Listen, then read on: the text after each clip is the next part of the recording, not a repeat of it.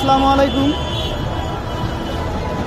আপনারা বেতন পাওয়ার পরে অর্থাৎ 7 তারিখের পরে কোনোভাবেই মার্কেটে ঢুকবেন না।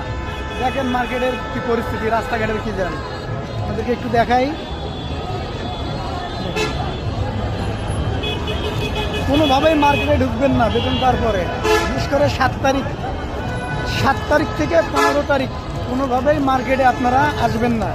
বিশেষ করে 7 তারিখ থেকে 15 তারিখ এর ভিতর কোনোভাবেই মার্কেটে ঢুকবেন না। দেখেন মার্কেটের পরিস্থিতিটা দেখেন,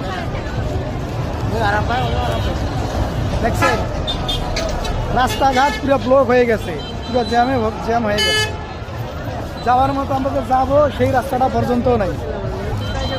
মানুষ এত পরিমাণে কেনাকাটা করে। আজকে 7 তারিখের ঘটনা, শুক্রবার।